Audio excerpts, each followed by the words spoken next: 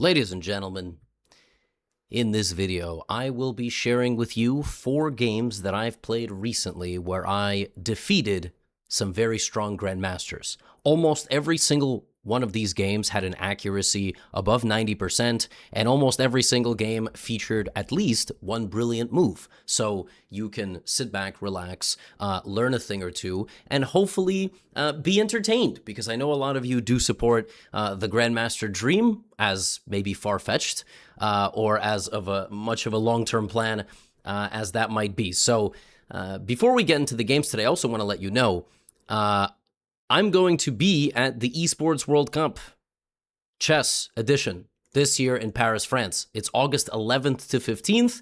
Just in case you want to mark your calendars, I know chess events have a bad habit of not marketing themselves well enough. This one's getting marketed. Magnus Carlsen will be there. Hikaru, Alireza, both representing the Falcons. Magnus, of course, is representing Team Liquid. $1.5 million in prizes. This is the format. I'll link all this in the description.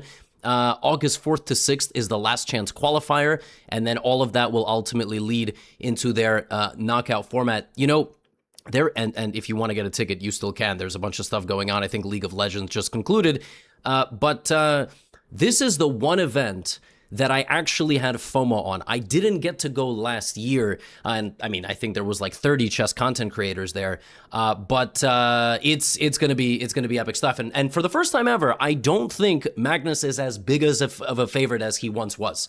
So this is a year where we might see Magnus and Hikaru maybe not end up in the top 3 like they always do. So we will see. Mark your calendars. This is going to be epic. I'm going to try to make content with everybody. Cannot wait. Yeah, Esports World Cup 2026 is going to be a tremendous amount of fun.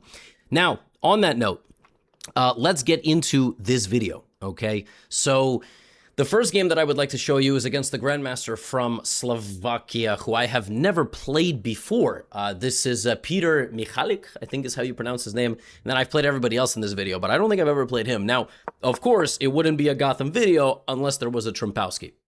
And there's going to be 2 of them in this video. This opening has helped me defeat, I don't know, like 20 different Grandmasters. I gotta find it, you know. D5. And the setup that I always go for, if I am able to, especially against this setup, which is very solid but very passive, is the Stonewall setup. I don't develop this knight to f3. Instead, I build up a pawn wall, and the benefit is that this bishop is outside of the wall. Normally, when you play the Stonewall, like when you play the Stonewall Dutch, your bishop gets stuck. But one thing about this setup is it's just great. I think technically bishop d3 is very slightly inaccurate. I should have just played c3. But I go for this setup all the time, and then we do this. And honestly, for blitz, this is an incredible weapon. But if you play like this at your local club, you're going to start winning 80% of your games against people who play knight f6. Now, another thing, knight f6 is a very flexible move because black doesn't show you what they're doing yet. Maybe they're trying to play a Benoni. Maybe they're trying to play a Benko. Maybe they're trying to play a Queen's Indian or a 2 Knights Tango, or a King's Indian, or a Grunfeld. And this move cuts out all of that, which is why it's so powerful. I use the Trumpowski to go from like 2100 to 2300 FIDE, which is stronger than all of you. Like nobody watching this is that high rated. Maybe like 3 of you by the numbers. And so it's a very, very nice way to just put pressure on opponents and get them into positions where they're not very comfortable. Like here already, white has a nice, comfortable position. If black castles already, I have an opportunity to start launching an attack, but obviously I'm going to stay patient. My opponent went queen c7, which I guess is trying to play pawn takes pawn and then attack this pawn, and I just jumped my knight into e5 and already imposing some practical problems. I'm going to play castles, etc. b6, and I can, of course, castle here, but one thing I love about this opening is that there are attacking possibilities basically immediately. And so, yes, I can castle, yes, I can play queen e2, but I went queen h5, and I already have a threat. I was sort of baiting my opponent into playing the move pawn to g6, weakening their position a little bit, and then I was going to drop back and be able to target those pawns. But the threat is actually just straight up knight takes f7. So bishop b7 would lose because I would take this pawn. And after queen f7, I would win the queen. And that's kind of insane that there's already such a knockout punch. My opponent went takes, and now I'm very proud of my next move. It's not necessary, but it's just kind of a boss move to play. King e2, no castling. King is comfortably seated in the center of the board. I could have actually done the same thing, only a bit more aggressively. I could have went knight f3, which is calling the bluff of this move and like, hey, go ahead and take me, and then your bishop is trapped. That's pretty nasty. cd4, I would play cd4, and the bishop is just lost. Black has to go here. I go queen h3, and the bishop can't go back anywhere, because anywhere it moves, I just trap it. And there I would just take it. So black would have to do this, and then take, and I would go here, and the game would proceed. It's pretty badass move, knight f3. After knight f3, black has to just get out. Okay, I played king e2. My pawn was hanging, I protected it, and then I went queen f3, and I kicked away the bishop. And I already have a much better position. I have a much better position despite having a king in the middle of the board. And the reason for that is black's bishops are very poor quality. So he has these bishops, but he is completely unable to open the center of the board. And here I could have, just made some improving moves. Rook hf1 is actually a mistake. I should have moved this rook to f1. But I went here because I was like, I don't think he can take this pawn. I think I get way too much activity. And indeed, with my eyes over here, I played bishop b5 check, and he can't block because take, queen f7. So he has to go king f8, and I go here. And the attack's not done, right? I'm threatening the bishop. I'm threatening this pin. I have this. I'm threatening 1, 2, 3 things at this point. He has to go bishop g5. He misses my second idea because he sees that e6 is hanging. But after queen g6, I've won my pawn back, and he's just busted. The quality of king safety here is not the same. His king is in a direct line of attack against mine, and I'm actually just straight up threatening to sacrifice my rook. It doesn't look like it, but I have a threat, and after rook c8, I broke through against the Grandmaster, and I sacrificed the rook on f7. He takes, I go here. Now, normally you do the math, you're like, 2 rooks for a queen? Really? Like, I got a pawn and a queen, and he got 2 rooks. That's 9 for 9. Sorry, 10 for 10. But no. Because first of all, I'm winning this. And second of all, I mean, his position's horrendous. Like, my king is completely safe. His king is not safe at all. 2 rooks, they like coordination. They like when they can protect everything and attack everything in a coordinated manner, and they just can't do that. Also, a queen with assistance, not just queen versus 2 rooks, but a queen and a bishop, queen and a knight, the more pieces around the queen, the better it is. I know we just finished the World Cup, and outside of the final game, right, you can't just have a superstar. You also need to have the proper supporting team around him, right?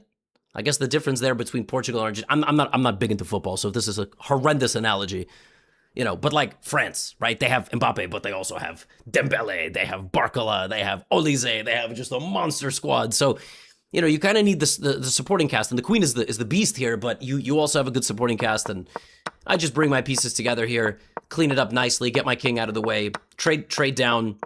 Black has absolutely no counterplay. And we just end this game with a very clean cut. Hit the rook, hit the other rook. You just can't defend everything. My king is utterly safe. Kind of hilarious. My king just like walked around in this game. I really like this game. This was a very, very nice game, and kind of showing you the power of the Stonewall structure. You don't even have to castle. Your king can stay in the middle because you have built such a powerful fortress for the king. And even though I lost the pawn, the initiative kind of played itself. This next game was a nice one as well. This is the Italian Grandmaster Sonis. I think he might be studying in the US now because he's playing a lot of tournaments in America, but I'm not sure. And I've lost to him. He's been in my videos quite a few times. Recently, I've been losing to him a lot more than normal. I think my record against him is like 23 wins and 28 losses. But recently, I've lost a lot to him, and we've also played a ton of bullet. And so I got paired against them, and I was pretty annoyed, but I managed to win one game. But this game was really nice. So I played my usual, b6, bishop, b7. I also played this variation to defeat Robert Hess in over-the-board rapid game. So I really like putting my bishops kind of like on the outskirts like this, especially with black, and especially against the queen's pawn. So e6, knight f6, g6, just doing something, right? Just trying to play bishop g7, maybe knight into e4. This knight always wants to trade itself for that knight, which is why my opponent didn't let me do that. He played this in a very strange way, and this is a better square than there, because had he gone knight c3, I would have went knight e4 immediately, and if he moved this knight to try to pin me, I would take, and I would be attacking a queen. However, this doesn't work. Now knight e4 is just a terrible move, because, for example, if we go down that same path, I just lose, because my knight is stuck and my rook is stuck. Very simplified explanation, but that's kind of the idea, and so I went d5. I wasn't very happy to play the move d5, because you don't really want to end up in a position like this where white gets to play very easy move like c4, but I don't want him to go here. He went a4 trying to play a5. I castled. He played a5. I was like, really? Okay, knight d7. And then he went b3. And then I thought, this looks kind of bad, because if I take on a5 and he takes with the rook like this, I'm going to go c5 with an immediate direct attack on the rook, and then I'm going to chop down the center, which is why he just left my pawn there. He just let me, double my pawns. The problem is, when you don't take back the pawn that your opponent took, you're just down a pawn.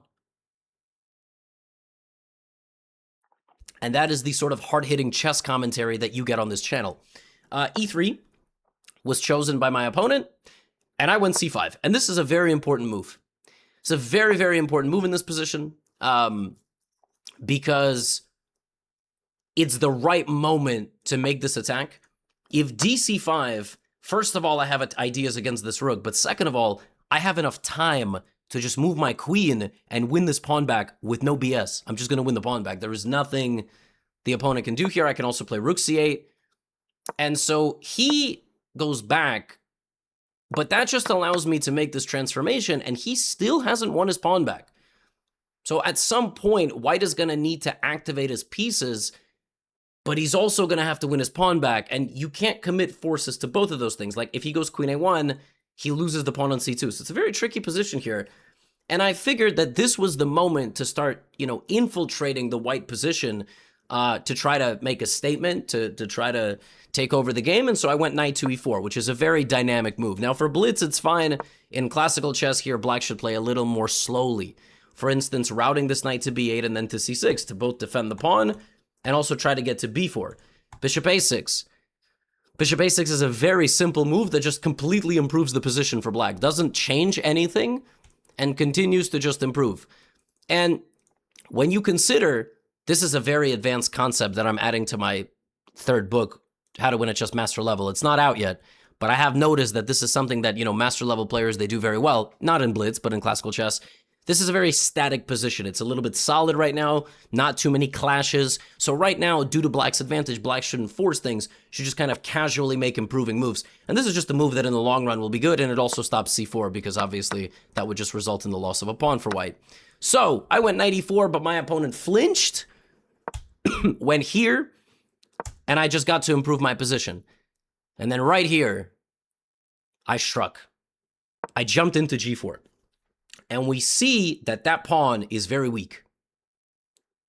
Now, if white just goes to defend the pawn with something like rook f1, then I saw this move. And now white is lost. White's going to have to lose material. So once I saw that this is extremely difficult to defend, I already thought I was winning. Now, my opponent, experienced Grandmaster, played the best line, which is takes, takes here. And originally, when my pawn was hanging by 3 different pieces, I was just simply going to respond pawn to f5. But pawn to f5 is too slow, because what it does is it allows this knight to transfer here, at which point it would be attacking the pawn on a5 and infiltrating on d6, causing havoc. It's a triple fork. So my brain picked up on something here. My brain picked up on the fact that this pawn is hanging. But right now, my knight is hanging. So knight is hanging, pawn is hanging. You would think, well, you got to go here. But sometimes opportunities exist against the opponent's king, in particular when the king is the only piece defending something. Because when the king's the only piece defending something, very often he's not defending them at all, because it would force the king out into the open, which is why I spotted in 6.9 seconds, no less, knight takes f2. And now we are going on a roller coaster ride. We are going into bizarro world. King takes f2, bishop takes d4. The king is not going back to the corner. The king's now out in the open. Originally, when we landed here, I just thought I win by force, because I thought bishop takes, queen takes, and anywhere the king moves, I hit from this diagonal, and the game's just over on the spot. Not quite, unfortunately, because the knight will block, and this is the last line of defense, but the most important thing here is the queens are going to get traded, and with no queen on, I'm not going to win as easily. Still, after something like take, take, take, rook e2, f5, black is still much better. Black is much better because I have like 7 extra pawns. This bishop is completely walled out of the game. It's honestly a miracle it's only 0.7, but white has to play perfectly. And that's not easy to do, because after I take this, I'm literally up 5 pawns, which 5 pawns is an insane, amount of material. But my opponent overthought it. He wanted to keep the tension here. He was like, why would I invite a more powerful piece than the queen, than the bishop, which is the queen? He went here. That just loses because it's not about bishop a6. By keeping this position on the board, my opponent blundered queen f6. And queen f6 is vicious because I'm threatening the bishop and I'm threatening the king and I'm also threatening mate. And I think my opponent saw that. So he voluntarily walked his king into a checkmate. And here I followed the age-old wisdom that when you have checkmate in one, you should always look for better. And so I played bishop a6 check, knight c4, and queen f2 checkmate. This was a fun game. I gotta tell you, it felt really good. This is one of those games I showed my wife. I was like, hey, look at this game. Because she's also been grinding recently. She's trying to cross 1,000. So I felt like a genius winning this one. You know, knight takes f2, the dynamics of the position all kind of flowing together. That felt very smart. Now, here's a longtime rival of mine. We've played over 20 games against each other. The best chess player in Singapore, I think, probably, right? Singaporean national champ, Tin Jingyao. We've played many blitz and bullet games against each other. Hey, we're going right back to it. And this was, I remember I was sitting on the couch late at night. It was probably morning for him in Singapore. And, you know, we're battling. And I was so locked in these games. I played so well. I was tenacious. I was fighting. So in this game, I did my usual, guys. Guys, I'm not I'm not lying. I'm not embellishing. The Stonewall setup in the Trempowski is so powerful. It is so good. All right. In this game, he played in a very smart way. You know, he tried to trade off my light squared bishop, which is one of the ways that people try to prevent an attack. Although he already has this brick wall here. Still, it's okay to trade. You know, this is smart by black, but it is what it is. I went knight f3, and now I took this knight. I mean, that bishop was always going to perish. Maybe I could have continued to make some improving moves, but I thought now was a good moment to take. And actually, the best move for black is to take with the pawn, which is very difficult to understand, but you want to win back control of the middle of the board with f5, even though your pawn on d5 is a little bit weak. But he went here. And now I have, again, multiple choices. I can play knight e5, I can castle. But when I play this opening, I turn into the Joker. I want to detonate explosive stuff all over the board. So immediately h4. Less than a second went by before I played this move.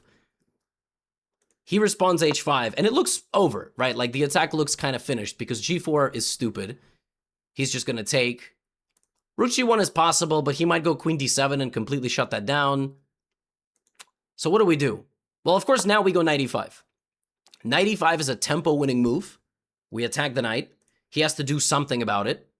And also, I kind of threaten this. Kind of. Like, I can sack the knight maybe in some positions, and I can win 3 pawns for the knight. But I need to have more attacking pieces to do that.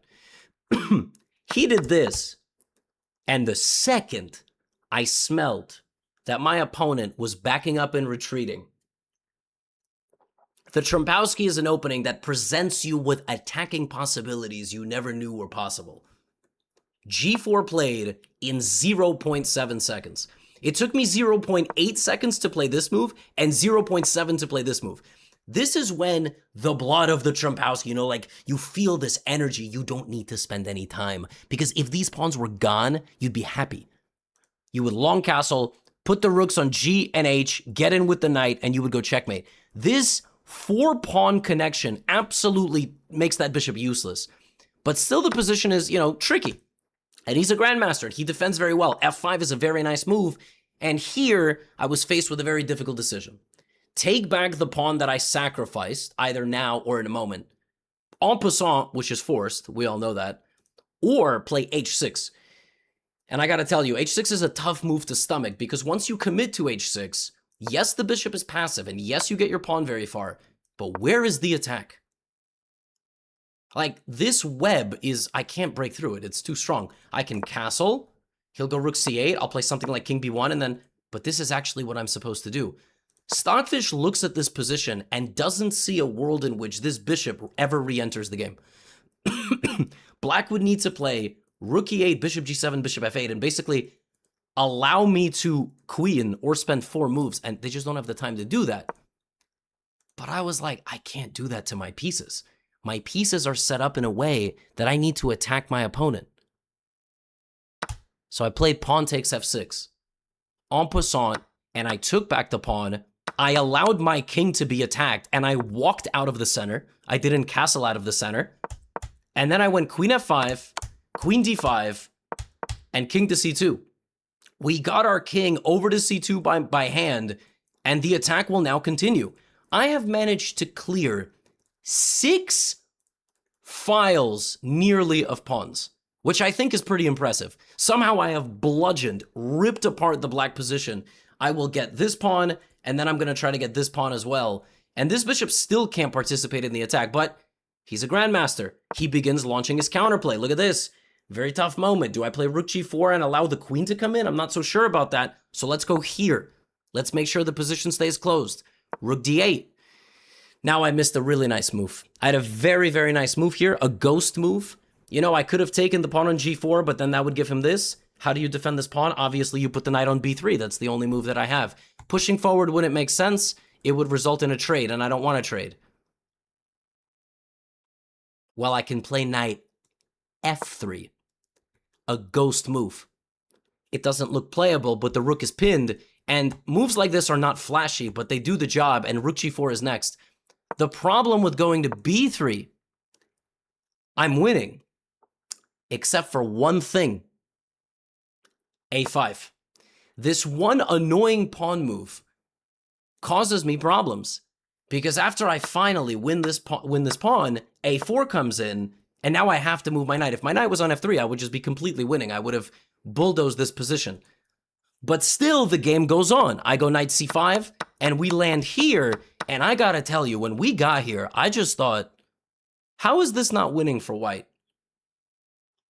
His pawns are so advanced. If you just consider the kings, rooks, and the pawns, it's a draw. Everything's the same. A, B. But my king is right there. Any rook trade, and I win immediately. His king is about to be cut off from the entire board. How can I not be winning? Well, I'm not. Even though I look like I have the absolute perfect setup, he goes rook g2, and even though I can win his pawn, he is just in time with the defensive trick. Otherwise, he loses. If I play a3 and walk over here and win this pawn, the game's over. But he has this. Very, very tricky. And now he would save the game. I still like this game a lot. I think it was a very fun game. But he clutched it out here. His king is close, and ultimately even a rook trade now is bad because his king is going to get to the middle, and a pawn is almost never winning against the king and with a king and a pawn. You have to have the completely perfect setup for that. And I was still going to try, but I didn't have to try very far because he just blundered his rook. He pre-moved. I wasn't even trying to trick him. I mean, I was going to try to push my pawn and then try to, you know, make a little shield here and walk my king out. You can still lose this position. It's still losable. You know, you got to try a little hard to lose it, but like I was going to go, let's say here, here, here, here, rook b6, and then like king b7, but it's always a draw. It's always a draw. Very hard fought game though. We played a couple. I managed to win 3-1. Then he beat me the next day. So right now our score is I have 10 wins and he has 12. So close match, although he's a much stronger player than me, of course, in classical. And the last game I have for you, just a little bonus game. This is against Raunak Sadhwani, who's a very strong Indian grandmaster. We don't hear about him as much because they just have so many. They have so many strong grandmasters over there. And this was a bullet game, so it was a little bit silly. But still, we managed to get an attack going, you know, from the opening. I played, you know, very solid. Apparently, I missed the tactic here. Oh, wow. He can just, like, take and sack and then play queen d4. Okay, it's bullet. You don't really see these things. This is really where things pick up. Now, I have a strong center. He's now going to rely on that pawn break and try to get queenside play. But when you have a space advantage, and in particular a space advantage where you've removed that knight, the king's knight, the one that defends the king, and the king only has pawns defending him. What did I say a couple games ago? Anything that's only protected by a king becomes a target. So when he didn't trade, I moved my knight this way. That knight can now be used to attack the king, and this bishop is kind of in the way, which is why he brought it back. I went f4. Same side attack, right? I'm looking for f5. One of the best ways to meet an attack is to strike the center, because if the center is very open, a lot of piece trades are possible and a lot of counterplay becomes possible to the other side of the board. I went bishop e3. My idea here was just to give away the bishop, free up space for my rook d1. I drop back, and obviously his initiative is growing. So I went bishop f2. I wanted my bishop out of the way, and I wanted to get this pawn to f5. He went knight b6. I went knight g3. Maybe he should already respect my attack, but he didn't. And now we are both just clobbering each other. If his c-pawn gets down too fast, I'm going to have to lose a rook for it. I'm going to be down material. My attack is going to get a lot of energy taken out of it. But if I get my pawn here, and a queen, and a knight, and another knight, I'm going to win. So he went c3. I took, he took, and I moved my queen. And it's quite clear what I would like. You know, I want the queen, the pawn, and the knights all on that side of the board. It's a bullet game. You have 30 seconds. So you ultimately have to decide, is this worth the risk or not? And right now, it was not worth the risk. He went here to basically lock in the promotion, but he took his eye off of f6, and I went f6. And now black has problems. And none of them are very comfortable, because if you push, your king is very weak. If you take, your king is weak. He went g6. But now I have a very clear plan that I can do. Instead of queen g4 right away, I went rook c1, which I could have went rook c1 on the next move too. Doesn't really matter because c2 is coming. And I gave away the bishop for the rook for the bishop. But actually taking it was bad. Taking the rook was a bad move because now he's not going to promote. And my attack is actually so powerful and quick, he doesn't have a way to stop it. Now he needs to go knight d7 and start sacrificing one of his knights to have his king come out. But he went here. And this is just not good enough. And before you know it, he resigned. Just like that. In the blink of an eye, queen h7 and knight f7 both mate. And a very nice example of how to create a same-side attack. Using your f-pawn backed by the rook. And in particular in positions where there are no king-side defenders, the pawn attack becomes a lot more powerful. Black probably should have put this spike out sooner and stopped me from going from f5. But you kind of don't want to weaken your position. And, you know, if you ever, like, move your bishop again, h4 becomes possible. And in a world where I get the pawn to h5, it's still very tricky, which is why in some positions, white even goes g4 first, you know, and then f5, and then knight g3. But I thought this was very nice. Obviously, it doesn't matter. It's a bullet game. Raonic has beaten me 9 out of 12 times that we've played, I think. But this was just fun to play. It was just kind of cool to see how you create a same-side attack, absorb the counterplay, and slowly transfer your queen. But it can be over in a second. Just like that. It's just done. So this has been my July. I've won probably against 7 or 8 Grandmasters. There were some other games that I won. And, you know, I appreciate all of your support as always. I'm going to download a report somehow from chess.com of how many Grandmasters I've actually defeated. I feel like that will be kind of fun to see. That's all I have for you today. And as I said in the introduction, can't wait for August, last chance qualifier, as well as the main event. You know, we have Magnus, we have Hikaru, we have Firouzja playing. We've got a bunch of strong players. Nihal Sarin is there, Lazovic, who's number 3 in Speed Chess Championship, you know. Sina Movahed, which is awesome. Jan Nepomniachtchi, Hans Niemann. Can't wait. It's going to be a stacked field. I hope I get to talk to some of these people, and I can't wait to see them play. Okay, you know the drill. Get out of here.